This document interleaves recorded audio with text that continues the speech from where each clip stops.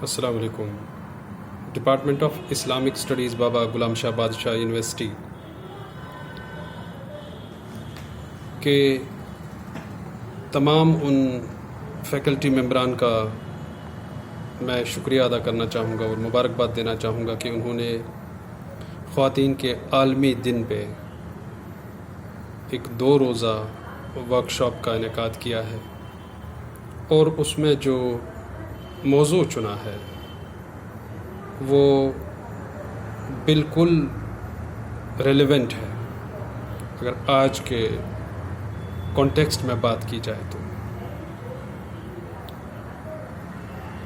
Contemporary discourses on और around हिजाब। दोस्तों, हमें ये मालूम होना चाहिए कि जो इंटरनेशनल वुमेंस डे आज हम मना रहे हैं उसका 2022 का थीम क्या है? ब्रेक द बाइसेस को, वैल्यू जजमेंट को, अपने प्रेजुडिसेस को और जो वीमेन को लेकर बाइसेस हैं, स्टीरियोटाइप्स हैं, लेबल्स हैं, उनको तोड़ना। और बायसेस जो हैं, ये जजमेंटल जो इंसान होता है या लेबल्स लगाने वाले या दूसरों पर अपने फ़ैसले सादिर करने वाले, इनकी एक दिक्कत होती है, एक प्रॉब्लम होती है सबसे बड़ी कि इन्होंने या तो नहीं समझा होता है या आधा समझा होता है, और ये दोनों ही सूरतें ख़तरनाक हैं। जहाँ तक हिजाब की बात है, बहसते एक सोशियोलॉजिस्ट जो जेंडर स्टडीज़ में काम करता है, मैं आपसे ये अर्ज़ करूं कि हिजाब इस वक्त बायस इसीलिए है कि हिजाब के बारे में जहाँ जहाँ पे विरोध हो रहा है, जहाँ जहाँ पे मुखालफत हो रही है, वहाँ पे हिजाब के मकसद को, वहाँ पे हिजाब की प्रैक्टिस को नहीं समझा गया है। और हिजाब पे रोक हेट पॉलिटिक्स का हिस्सा है। हिजाब को एक अलग रंगत दी जा रही है कि मुस्लिम ख़वातीन पर या मुस्लिम लड़कियों पर ये इन अ वे थोपा जा रहा है और ये पेट्रियार्कल है, ये ज़बरदस्ती उनसे करवाया जा रहा है, क्योंकि मुस्लिम सोसाइटीज़ की इथनोग्राफीज़ पे काम नहीं हो रहा है।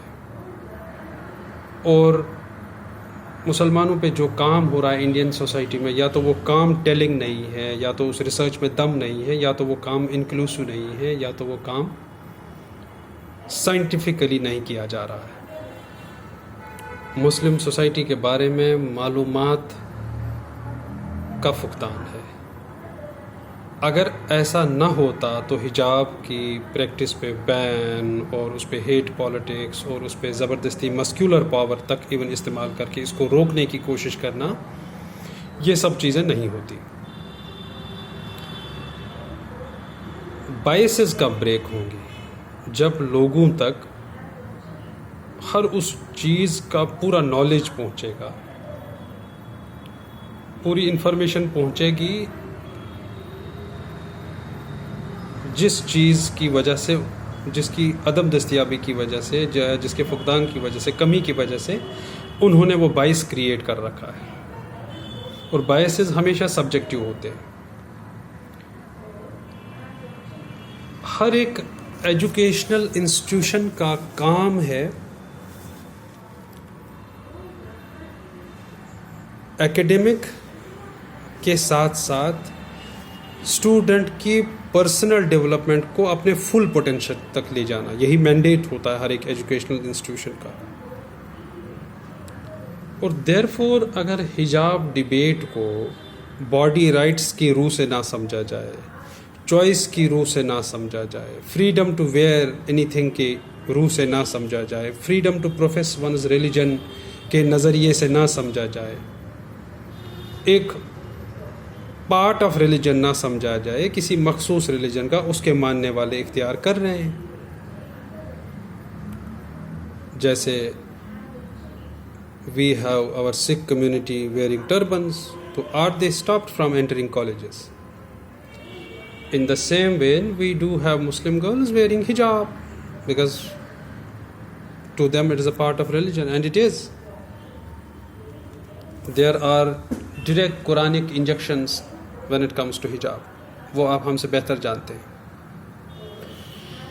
Therefore, रोल क्या होना चाहिए, कंटेम्प्रेरी डिस्कोर्सेस क्या होने चाहिए? कंटेम्प्रेरी डिस्कोर्सेस ये होने चाहिए कि प्रधानमंत्री से लेकर हुकूमत में बैठे एक एक मंत्री साहिबान जो हैं, जो गवर्नमेंट ऑफ इंडिया है, वो हर बार विमेन एम्पावरमेंट, इक्वलिटी की बात करते हैं. वो हर देश की हर एक बेटी के लिए खड़े हैं. वो देश की हर एक बेटी की प्रोग्रेस के बारे में सोचते हैं और देश की हर एक बेटी को एम्पावर करने की कोशिशें कर रहे हैं. ऐसे में एक तरफ फेमिनिज़म जो इक्वलिटी की बात करता है, दूसरी तरफ से गवर्नमेंट जो बराबरी और एम्पावरमेंट की बात करती है, सशक्तिकरण की बात करती है, और तीसरी तरफ ये बायसेस, तीसरी तरफ ये डिबेट्स, और तीसरी तरफ ये hate politics.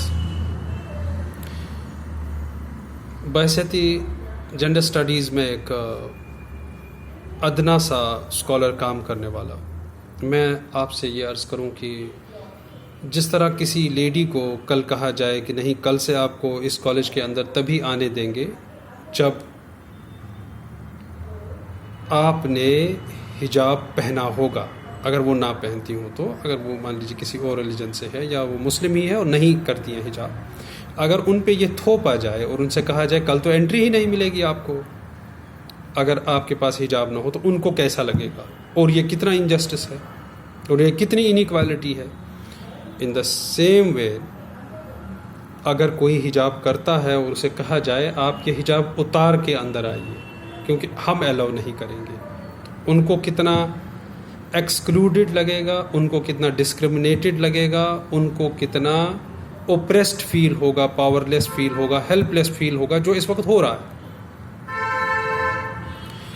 Breaking the biases में स्कॉलर्स का रोल है, जेंडर स्कॉलर्स का खासा रोल है, और जेंडर स्टडीज़ में पढ़ने वाली जो तमाम स्कॉलर्स हैं, पढ़ने वाले जो तमाम स्कॉलर्स हैं, फैकल्टी है, उनका स्पेशली रोल है कि वो फेमिनिज़म लोगों को समझाएं. वो सिर्फ उस एक्यूट मस्क्यूलर बराबरी की बात ना करें, बल्कि ये कहें चॉइसेस क्या होती है, असर्टिंग वन्स बॉडी राइट्स क्या होती है, और स्पेसेस क्या होती है, जेंडर स्पेसेस क्या होती है, और ये जो जेंडर्ड स्पेसेस क्रिएट की जा रही हैं और ये जो अनइक्वल स्पेसेस प्रोवाइड की जा रही हैं, प्लेटफॉर्म्स क्रिएट की जा रही हैं वुमेन के लिए, और बाद में उनको कहा जा रहा है कि नहीं, we are aiming at your empowerment, हम आपकी एम्पावरमेंट के लिए काम कर रहे हैं, बट आप ये मत पहनिए, ये मत खाइए, ऐसे मत करिए, वैसे मत चलिए, अच्छा ये चीज़ करना ज़रूरी है, ये चीज़ नहीं करिए, अच्छा आप सिर्फ इस प्रोफेशन में जाइए, इसमें मत जाइए. ये सारी जजमेंट्स हैं, ये सब इम्पोज की हुई चीज़ें हैं.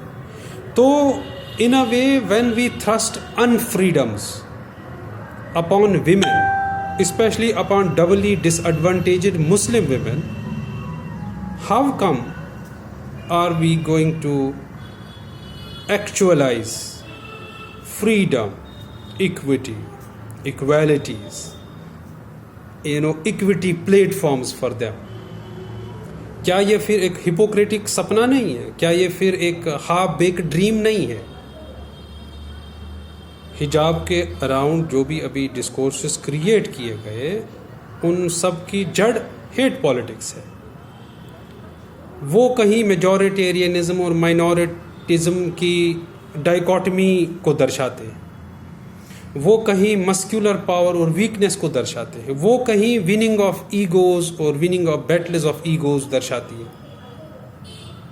अदरवाइज आप क्या पहन कर आएँ, आप क्या ना पहन कर आएँ, आपका स्कूल में पढ़ने से मतलब है. आपको टीचर आपको क्या पढ़ाता है और आप उसे क्या लर्न करते हैं, वो आप हिजाब के साथ भी सीखते हैं। जो कोई वहाँ नॉन मुस्लिम बच्चा है वो हिजाब के बगैर भी सीखेगा, कोई टर्बन लगा के आया है तो वो टर्बन में सीखेगा।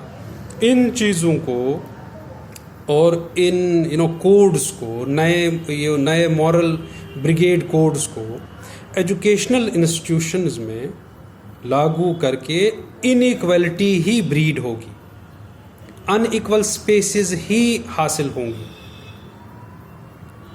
और अनफ्रीडम्स, डिस्क्रिमिनेशन इससे फर्दर पनपेगा, जेंडर्ड स्पेसेस इससे फर्दर क्रिएट होंगी और hegemony of a particular space. हम स्पेसेस को भी क्या, पब्लिक स्पेसेस को भी, पब्लिक स्फीयर को भी क्या हेजमनाइज करना चाहते हैं with our moral codes. Any Indian, as per the constitution, is free to profess his or her religion. Therefore, जो जैसे प्रोफेस करना चाहे उसे वैसे प्रोफेस करने देना चाहिए। जो ख्वातीन हजरात हिजाब नहीं लगाती हैं उन्हें कोई इम्पोज नहीं कर सकता कि आप हिजाब लगा कर ही अंदर आइए, और जो हिजाब लगाती है वो उनके रिलीजन का पार्ट है, वो उनके सेंस ऑफ रिलीजियोसिटी को सेटिस्फाई करता है, वो उनकी सेंस ऑफ मोरालिटी है। तो हम ऐसे कोड्स लगा के, ऐसे फ्रिवोलस क्वेश्चंस करके, ऐसे फ्रिवोलस डिस्कोर्सेस क्रिएट करके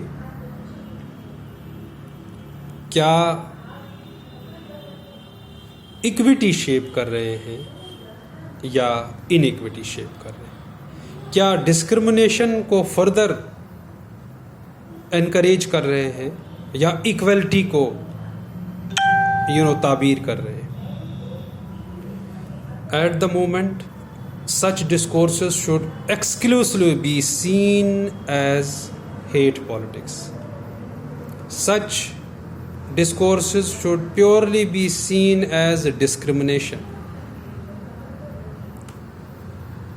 Muslim पहले women disadvantaged in the Indian context, ये हम जानते हैं। There are n number of sectors and n number of indices wherein they are performing weak, wherein they are not performing well, wherein they are not on the equal platform as men.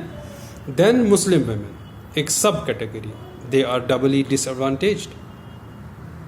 They are doubly disadvantaged. तो doubly disadvantaged को और main stream करने की ज़रूरत है, through education, through policies, through planning, through fellowships, through their more and more enrollment, through creating all those structural facilities wherein they feel empowered, wherein they feel equal. लेकिन what we witness is quite opposite to that, which you have rightly titled as those discourses. तो जब हम discourses की बात करें एक gender perspective से, तो we will have to talk upon the very concept of gendered spaces and gendered hegemonies that are being created. Assertion of women's body rights. अगर वो इसे आइडेंटिटी मानती हैं और इसको जोड़ती हैं अपने बॉडी राइट्स के साथ, तो who is going to tell them no, you cannot wear or you cannot adopt hijab, चाहे inside the institution चाहे outside the institution. It's their choice, and this is a democratic country. Everyone is free, nobody is slave. Therefore, rightly chosen. My compliments to the organizing team, and these efforts must continue so that the message reaches to those who don't know about hijab, who don't know about the essence of hijab in Islamic societies, among Muslims, और Quranic injection जो इसके लिए हैं, जो guidances हैं, वो भी लोगों तक पहुँचे कि नहीं, इसके बारे में कहा गया है. It is not just an adopted practice out of nothing. That is the job of Islamic scholars कि वो लोगों तक पहुँचाएँ. हम ऐसे समाज की कल्पना करें, हम ऐसे समाज की फाउंडेशंस डालें जहाँ पे विनिंग ओवर द डिस्कोर्सेस मकसद नहीं होना चाहिए, but discourses for the sake of equity for all, especially equity when it comes to gender. Thank you so much. आप सभी दोस्तों का बहुत बहुत शुक्रिया।